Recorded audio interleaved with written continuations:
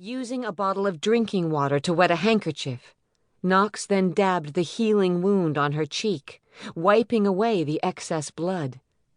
He'd bitten her. The bastard had bitten her.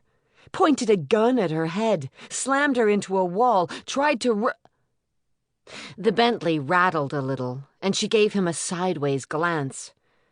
Knox took a deep breath to cool his anger, reminding himself that she was there with him, alive and safe.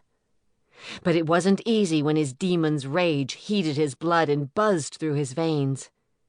They'd seen through the human's memories exactly what he'd done to his mate. Knox and his demon were doubly possessive and protective of Harper, because in addition to being their mate, she was their anchor. Demons came in pairs, but they didn't have soulmates. They had predestined psi-mates who would anchor their demon, make them stronger, and give them the stability that stopped them from turning rogue. When a demon fused their psyche with their anchors, it forged a binding link between them. The link wasn't sexual or emotional, it was purely psychic. Still, anchors often become close friends, since they found it mentally uncomfortable to be apart for long periods. They also instinctually protected and supported each other, and they were unswervingly loyal. Being anchored didn't stop the inner demon from occasionally surfacing. Nothing could completely control it, but it did stop the entity from taking over. And if a demon lost its anchor and the link between them broke, the demon often broke right along with it. As his anchor and his mate, Harper was indispensable to Knox in more ways than one. He needed her alive and safe. He didn't need her being fucking shot at by a junkie. It didn't surprise Knox that she hadn't called out for help when the human attacked her.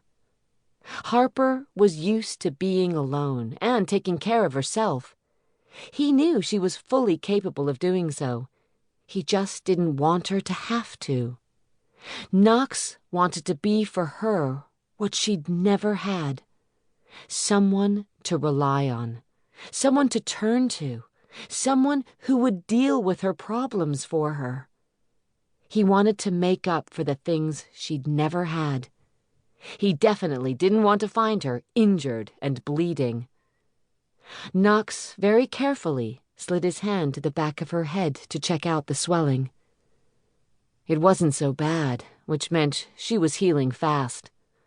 Lost in her own thoughts, she didn't even seem aware that he was touching her. He watched her closely, unsure what reaction his news would receive.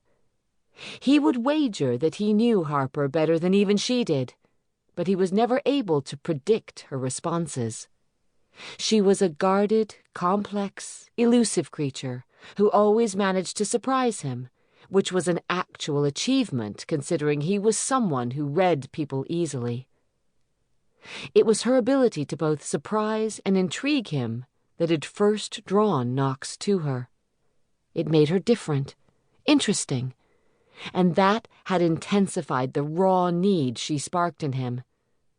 Not even 5.5 feet tall, she was small and feminine, with delectably sinful curves and a mouth from every male's fantasy. She also had a natural grace and moved with an innate sensuality that enraptured his demon. What Knox liked most about his pretty, shiny little mate were her eyes. Not simply because they were unusually glassy and reflective in a cat-like way, but because they routinely changed color. Right now, however, they were annoyingly covered with contact lenses to hide her unique eyes from humans, and they showed absolutely no emotion. Whatever she was feeling about the Carla situation, he wasn't yet sure. Mother and daughter had an extremely complicated, well, he wouldn't call it a relationship. There wasn't anything between them. When aborting Harper didn't work.